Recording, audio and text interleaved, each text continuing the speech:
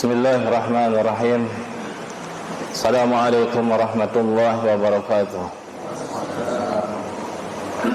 Alhamdulillah hamdan wa syukru lahu mutawaliyan wa tatrah. Asyhadu an la ilaha illallah wahdahu la syarika lah wa asyhadu anna Muhammadan abduhu wa rasuluhu la nabiyya ba'dah. Allahumma salli wa sallim ala Muhammad wa ala alihi wa ashabihi wa man tabi'ahum bi ihsanin ila yaumiddin. Jamaah yang dimuliakan Allah Subhanahu wa taala, insyaallah atas izin Allah kita kembali dipertemukan di dalam majelis ilmu ini dalam rangka at-tanasuh, saling menasihati, saling mengingatkan satu dengan yang lain. Dalam artian untuk menambah keimanan kita sebagai modal dan bekal kita untuk menghadap Allah Subhanahu wa taala. Kita akan lanjutkan kajian ini dengan menyebutkan satu faedah zikir. Di antara faedah-faedah zikir yang disebutkan oleh para ulama, kita tambahkan faedah zikir berikut ini, yaitu banyaknya kita zikir kepada Allah Subhanahu wa taala merupakan sebuah keamanan dari sifat kemunafikan. Saya ulangi, kita berzikir kepada Allah Subhanahu wa taala sebagai bekal jangan sampai kita terjerumus ke dalam sifat kemunafikan. Zikir kita kepada Allah Subhanahu wa taala untuk menghindari sifat ini, dikarenakan orang-orang munafik mereka tidaklah berzikir kecuali sedikit, sebagaimana Allah kabarkan dalam firman-Nya, wala yadhkurunallaha illa qalila, An-Nisa. Mereka orang-orang munafik tidaklah berzikir kepada Allah Subhanahu wa taala kecuali sedikit sekali. Ka'ab rahimahullah mengatakan, man aktsara dzikrallahi bari'a minan nifaq. Siapa saja yang memperbanyak zikir kepada Allah Subhanahu wa taala, dia berlepas diri dari sifat kemunafikan. Makanya dengan alasan ini Allah menghatamkan ataupun menamatkan sebuah surat yang dikenal dengan surat Munafiqun. Allah akhiri surat ini dengan firman-Nya, ya ayyuhalladzina amanu la tulhikum amwalukum wala auladukum an dzikrillah. Wahai orang-orang beriman, janganlah harta-harta kalian, anak-anak kalian memperdaya kalian dari zikir kepada Allah Subhanahu wa taala. Di sini Allah menyebutkan kita diperdaya oleh anak dan harta dari zikir kepada Allah. Wa man yaf'al dzalika, siapa saja yang melakukan itu, faulaika humul khasirun, maka mereka adalah orang-orang yang rugi. Jadi di sini disebutkan dalam surat Al-Munafiqun, yaitu apa? Orang yang rugi itu mereka yang tidak berzikir pada Allah Subhanahu wa taala dikarenakan terperdaya dengan harta, terperdaya dengan anak-anak. Jelas sekali dalam ayat ini. Makanya Allah Subhanahu wa taala mengingatkan dalam bentuk tahzir, dalam bentuk peringatan dari fitnah sifat orang-orang munafik. Hal mana mereka lalai untuk berzikir pada Allah Subhanahu wa taala dan terjerumuslah mereka dalam sifat kemunafikan. Semoga Allah kita dijauhkan dari sifat kemunafikan. Obatnya adalah banyak zikir kepada Allah Subhanahu wa taala.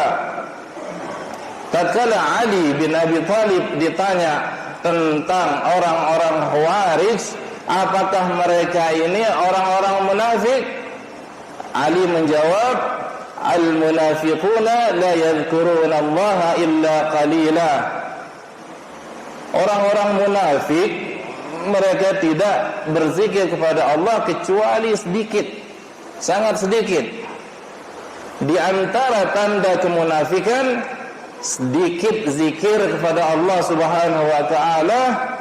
Makanya berdasarkan hal ini, memperbanyak zikir kepada Allah Subhanahu wa taala adalah sebuah keamanan dari sifat kemunafikan para jamaah sekalian.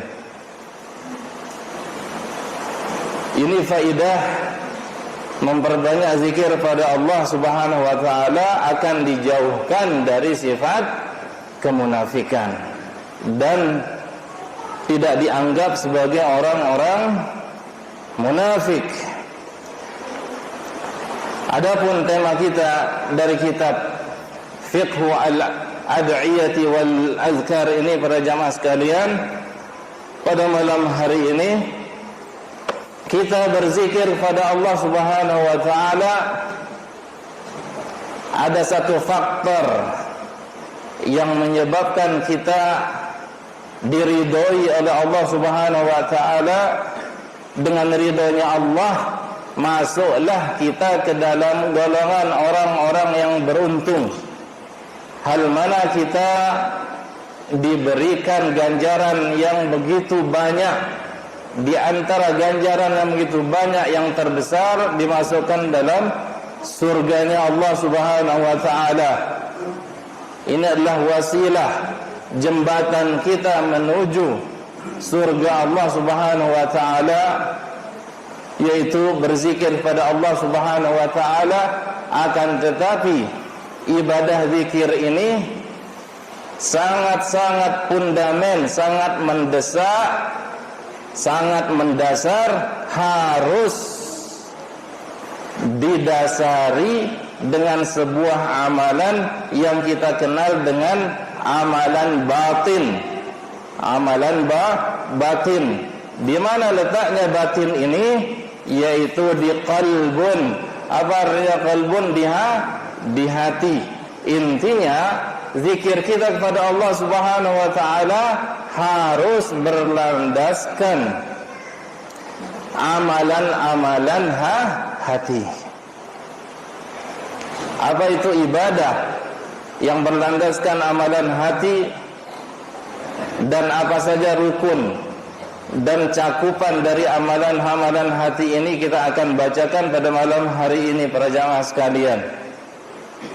Karena Allah Subhanahu wa taala tidak menerima zikir dari hati yang ghafil dan lahin.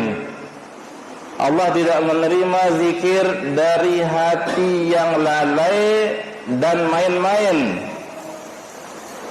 Sesungguhnya zikir kepada Allah Subhanahu wa taala dan bertaqarrub kepadanya, mendekatkan diri kepada Allah di antara amalan-amalan yang dicintai oleh Allah Subhanahu wa taala. Amalan saleh berupa perkataan tidaklah bisa diterima di sisi Allah Subhanahu wa taala jika seorang hamba menegakkan amalan ini atas 3 rukun amalan hati. Yang pertama, al-hubbu ataupun al-mahabbah, cinta. Kemudian al-khauf, yaitu apa? Rasa takut. Yang terakhir ar-raja, mengharap ganjaran dari Allah Subhanahu wa ta'ala. Ada berapa? Ada 3 para jamaah sekalian. Ini amalan hati semuanya.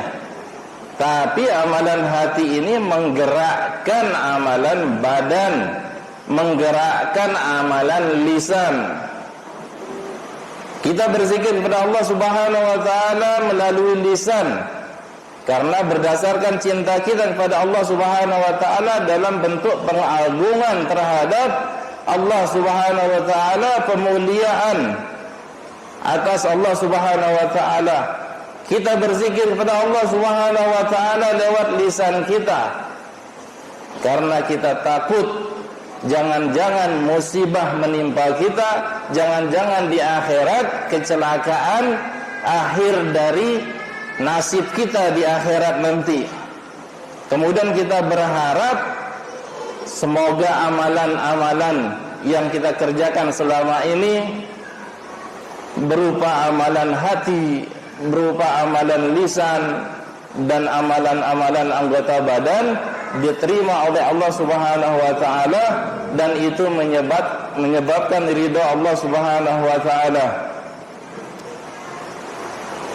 Inilah rukun yang 3, dan dia rukun berta'abbud, rukun untuk menghambakan diri di dalam hati. Tidaklah sebuah ibadah diterima kecuali lewat 3 rukun ini. Allah diibadahi hubban fih, karena berdasarkan kecintaan seseorang terhadap Allah.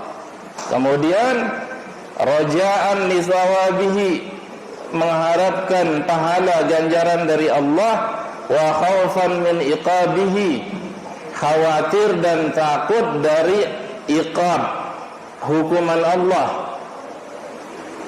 Maka barang siapa yang mengumpulkan 3 rukun ini, sebagaimana dalam surat Al-Fatihah, itulah kandungan surat Al-Fatihah.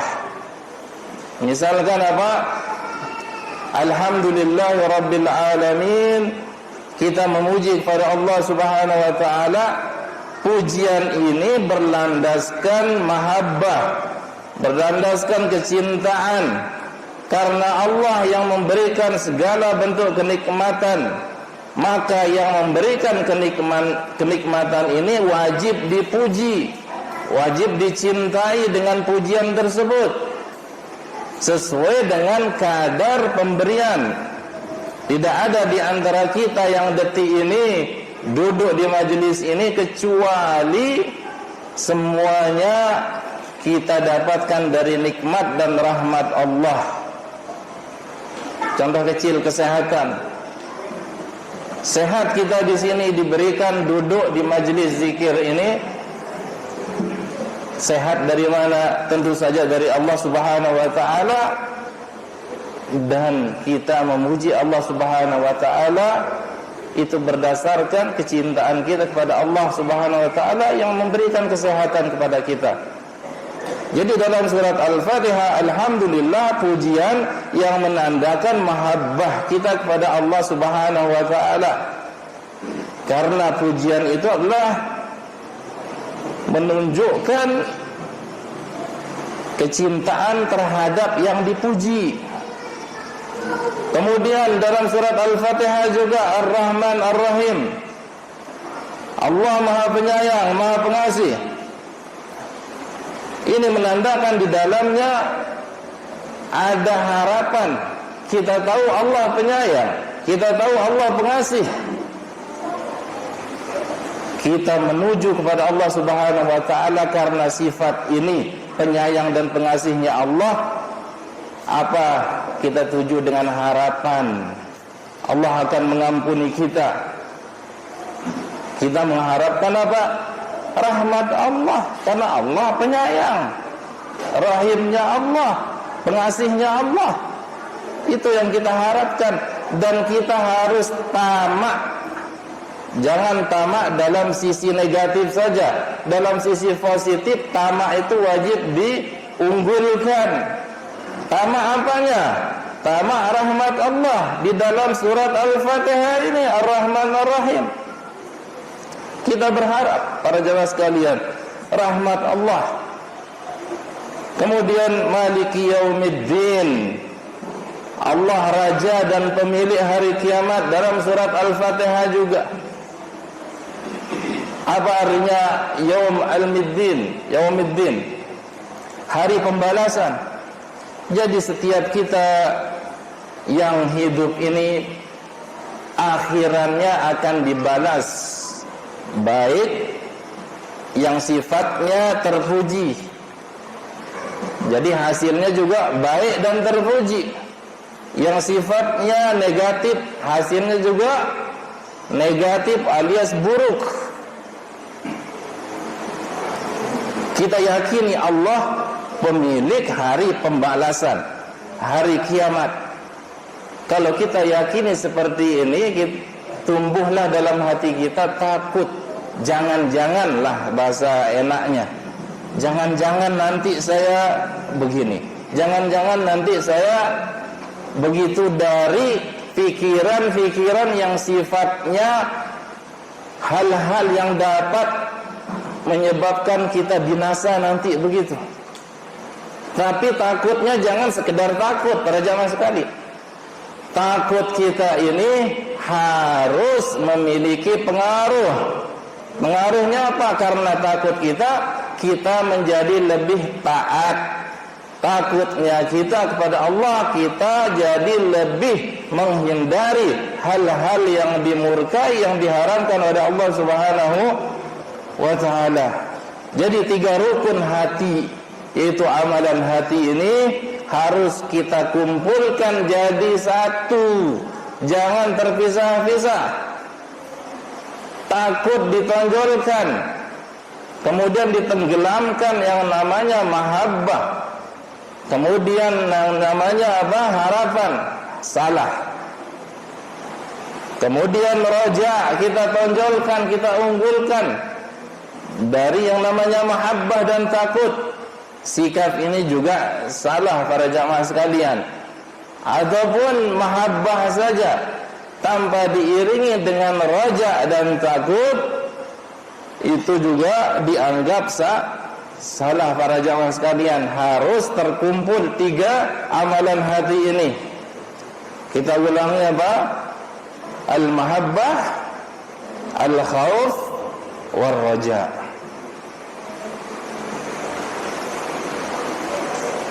Ini sifat ini ada dalam kandungan surat Al-Fatihah yang kita baca barusan.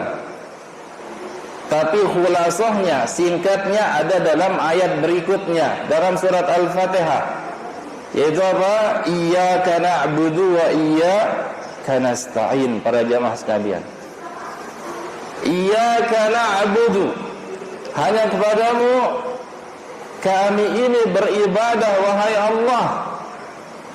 Ini amalan apa? Amalan hati. Karena ibadah mencakup hal-hal yang dicintai oleh Allah Subhanahu wa ta'ala dan yang diridhai oleh Allah Subhanahu wa ta'ala, berupa apa? Perkataan dan perbuatan. Ismun jami'un likulli ma yuhibbuhu Allah wa yardah minal qawl atau minal aqwal al-batinah wal af'al al-zahirah wal batinah. Kurang lebihnya seperti itu. Jadi intinya ada dalam ayat ini, iyyaka na'budu wa iyyaka nasta'in. Ada 2 sisi di sini. Iyyaka na'budu menunjukkan ibadah. Kemudian iyyaka nasta'in menunjukkan minta pertolongan alias bertopang penuh kepada Allah Subhanahu wa taala, al-i'timad istilahnya, ataupun dikenal dengan nama at-tawakkal, bertawakal pada Allah Subhanahu wa taala. Jadi yang lebih dulukan penyebutannya adalah ibadah dulu.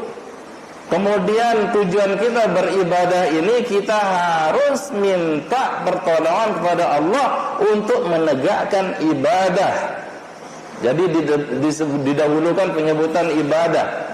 Ibadah dulu, baru minta tolong.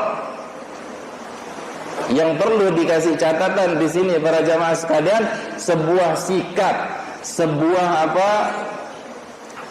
perbuatan yang sangat-sangat sering kita ucapkan ataupun kita mendengar dari lingkungan sekitar. Saya mau sholat kalau saya sudah hidupnya mapan misalkan. Ini nyata saya dengar dari orang yang belum memahami arti ibadah. Saya mau ibadah kalau Allah memberikan saya ini, kalau Allah memberikan saya itu. Jadi ngendeng dulu baru bilang ibadah. Ini sikap yang sangat-sangat salah. Salahnya tidak remeh-temeh alias fatal sekali. Itene saya para jamaah sekalian. Itene budak dan hamba. Itene miskin bukan kaya. Ite ini di bawah kehendak Allah Subhanahu wa taala. Saya ngatur, siapa yang diatur dulu di sini. Kalau kita mengatakan aku milih sembahyang, aku milih salat, kalau Allah berikan rezeki 50-an juta, 100-an juta, siapa yang ngatur? Kita merasa mengatur Allah. Na'udzubillahi min dzalik. Jadi ibadah dulu para jemaah sekalian. Entah Allah memberikan yang terbaik untuk kita, itu urusannya Allah. Allah Maha mengetahui. Meskipun kita sendiri suatu ketika tidak mengetahui nasib kita, Allah lebih mengetahui dari diri kita terhadap diri kita sendiri para jamaah sekalian. Jadi diindeng kalau kita setiap salat itu namanya iyyaka na'budu wa iyyaka nasta'in, didahulukan ibadah karena kita diciptakan untuk beribadah kepada Allah Subhanahu wa taala yang kita sangat hafal ayatnya, wa ma khalaqtul jinna wal insa illa liya'budun. Tidaklah aku ciptakan jin dan manusia kecuali untuk beribadah kepada Allah Subhanahu wa taala. Kembali ke amalan hati yang tiga, yaitu al-mahabbah, mencintai, al-khauf, takut, ar-raja, mengharap. Ada dalam sebuah ayat dalam surat Al-Isra, ulaika alladziina yad'uuna yabtaguna ila rabbihimul wasilata ayyuhum aqrabu wa yarjuna rahmatahu wa yakhafuna 'adzabah. Mereka yang berdoa, yang memohon, yabtaguna ila rabbihimul wasilah, mereka mengharapkan wasilah supaya mereka, siapa yang paling dekat kepada Rabb mereka, mereka mengharapkan rahmat Allah dan mereka takut azab Allah. Jelas dalam ayat ini disebutkan mahabbah, yaitu ingin dekat kepada Allah Subhanahu wa taala. Dengan cara apa? Mencintai Allah. Supaya dekatnya, supaya kita dicintai oleh Allah Subhanahu wa taala.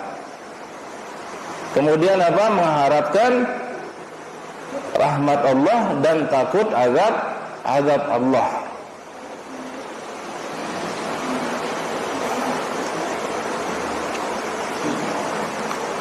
Begitu juga tiga amalan hati ini dalam surat Al-Anbiya disebutkan di sini. Innahum kanu yusari'una fil khairat wa yad'unana raghaban wa rahaba wa kanu lana khashi'in. Mereka orang-orang yang beriman itu yusari'una fil khairat, cepat-cepat, buru-buru, berlomba-lomba dalam kebaikan. Wa yad'unana, mereka memohon kepada kita ini, pada kami, raghaban wa rahabah, dalam posisi sangat berharap, wa rahabah, dalam kondisi sangat takut. Wa kanu lana khashiin, mereka untuk kita dalam keadaan khusyuk. Di sini disebutkan raghaban, menandakan roja, keinginan. Tetapi raghaban ini kalau kita pahami dalam bahasa Arab, roja plus istilahnya, berharap tapi ada tambahannya. Tambahannya apa? Adanya usaha.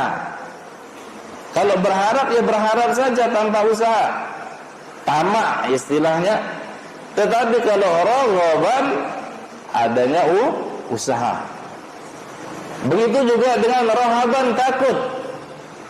Takut bukan sekedar takut, tetapi takut diiringi dengan lari dari hal-hal yang kita takuti. Apa yang kita takuti dari Allah? Azab Allah. Lari. Takut. Ini rahaban. Di sini pentingnya kita mempelajari bahasa Arab. Dan mereka orang-orang yang khusyuk. Khusyuk ini artinya juga takut para jamaah sekalian. Tetapi takut ini berdasarkan ilmu, berdasarkan ma'rifah.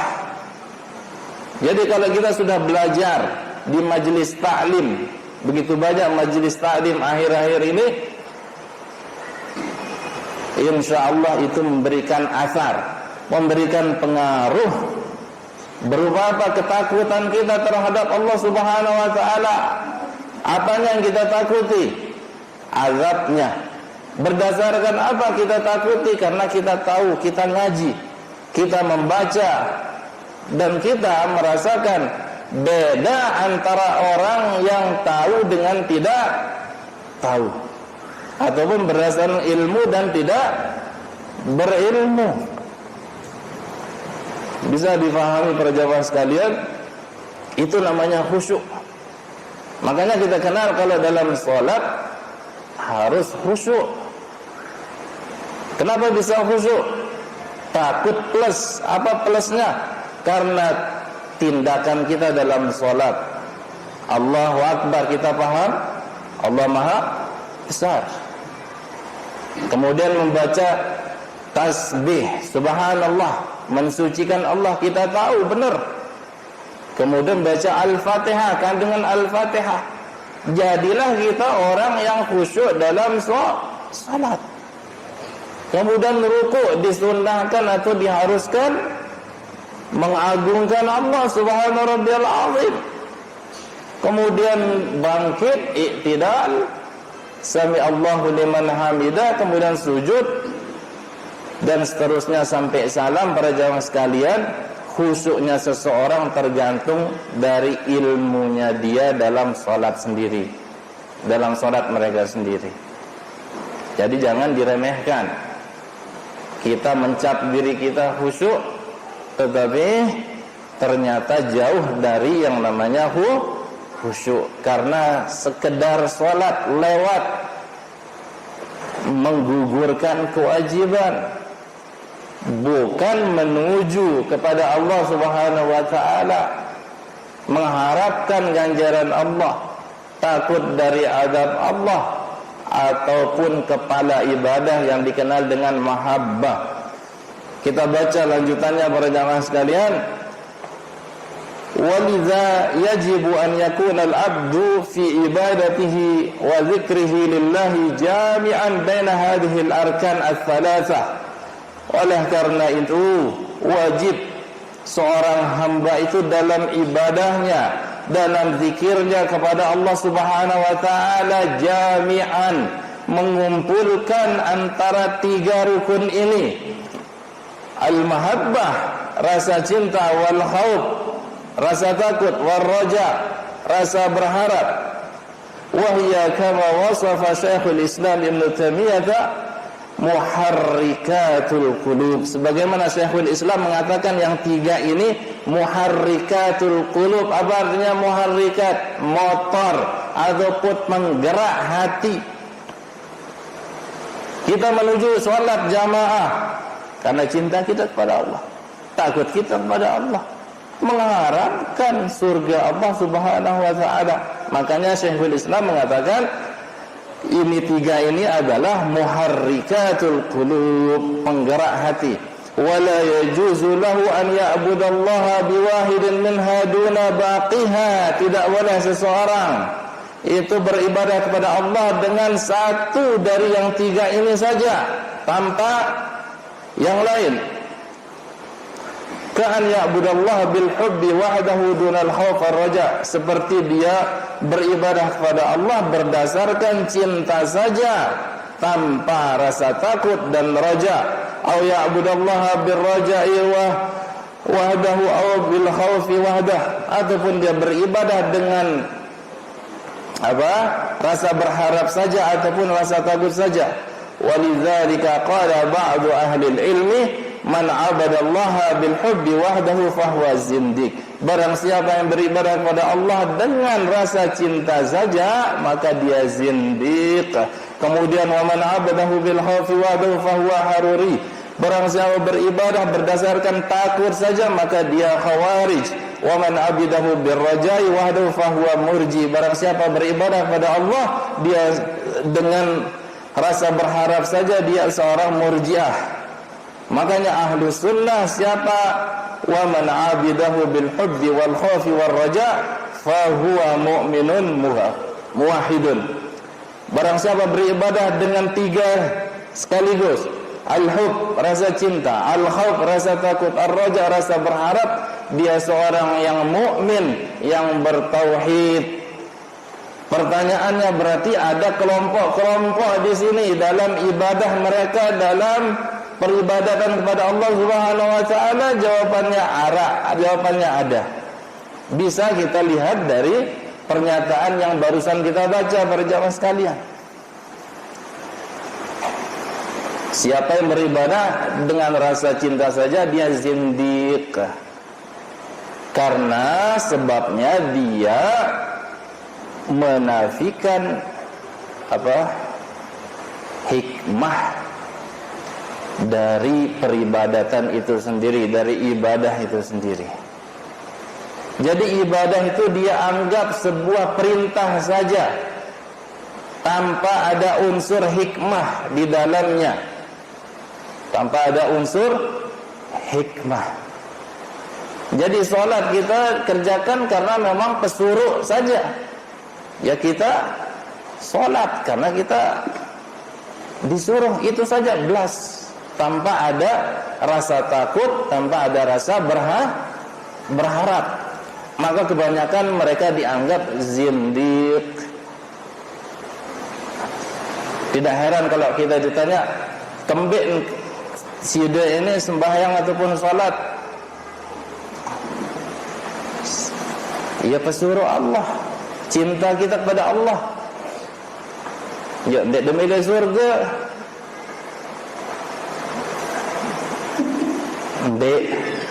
Karena saya tidak layak mendapatkan surga. Masya Allah, tidak layak mendapatkan surga. Kemudian ada kelompok berikutnya, beribadah kepada Allah Subhanahu wa taala untuk mengekang hawa nafsu. Hawa nafsu ini sifatnya liar, seperti hewan buas. Makanya ibadah itu ditaruh untuk mengekang hawa nafsu yang liar dan buas ini. Ini kata mereka. Makanya ditaruhlah ancaman-ancaman, rasa takut, supaya hati itu menjadi takluk, tunduk. Apakah itu cara kita beribadah? Salah juga. Kemudian hati seseorang itu kalau dia beribadah memang ada hikmahnya, ada alasannya, tetapi tidak ada sangkut pautnya dengan Allah Subhanahu wa taala. Maslahatnya, keuntungannya itu kepada hamba itu sendiri. Allah tidak memiliki peran begitu. Dengan kata lain, singkatnya, ibadah itu seperti transaksi. Apa itu transaksi? Diberikan ibadah, kemudian diberi ganjaran. Tidak ada sangkutnya dengan Allah Subhanahu wa taala.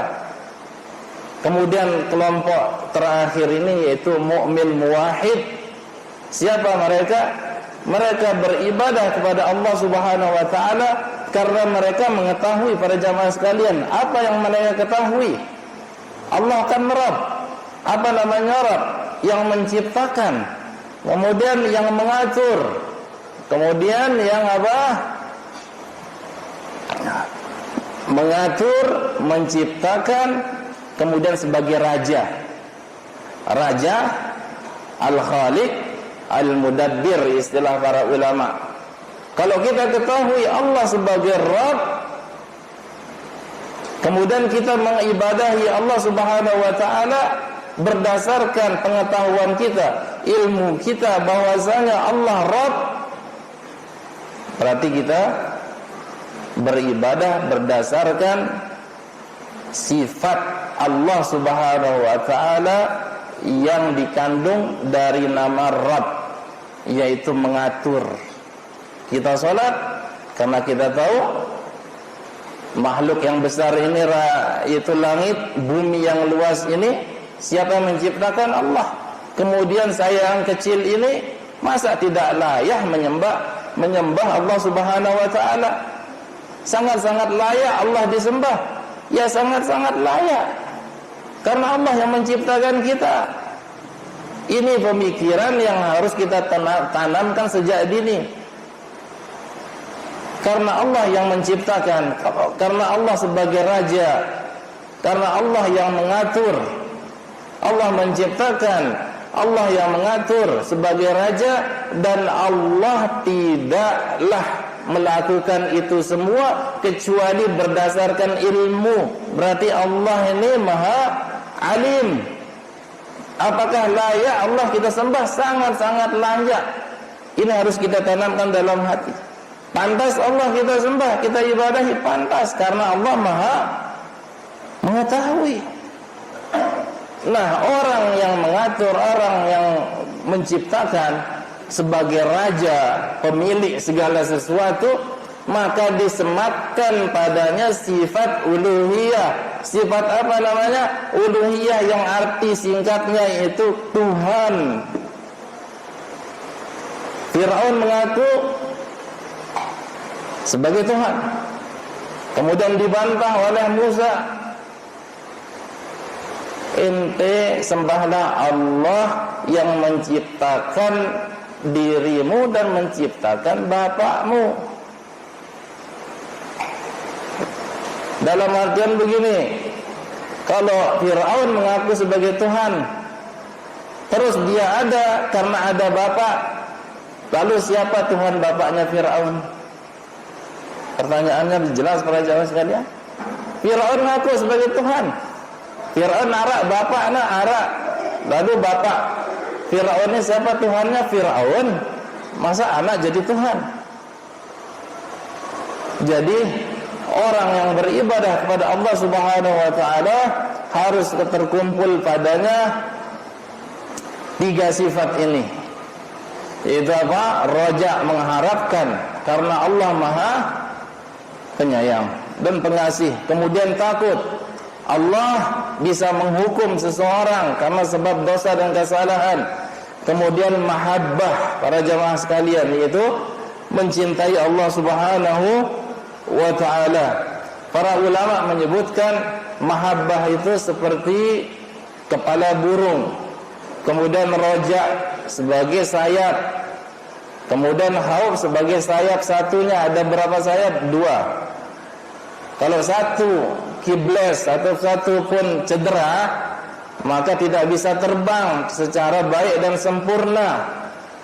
Tidak ada khauf dalam ibadah, maka terbangnya burung tidak akan optimal. Kemudian tanpa ada kepala yaitu mahabbah, maka matilah burung itu, para jamaah sekalian. Di sini Ibnu Qayyim menyebutkan, wa a'zamu hadhihi al-arkan al-thalatha wa ajalluha huwa al-hubbu. rukun yang tiga ini yang paling agung, yang paling besar, yaitu al-hubbu. Hubbullah tabaraka wa ta'ala, yaitu mencintai Allah. Wa huwa aslu dinil Islam, dia ini adalah pondasi agama Islam. Wa qad burahahu, apa namanya qad buraha? Ada penggilingan di tengahnya, itu namanya apa? Yang di tengah itu para jamaah sekalian, tempat muternya itu ada tengah, poros. Ahsanta barakallahu fik. Wal mahabbah manzilatun syarifah, dan mahabbah inilah kedudukan yang sangat mulia. Fiha yatanafasu al-mutanafisun, orang yang semangat berlomba-lomba dalam mahabbah.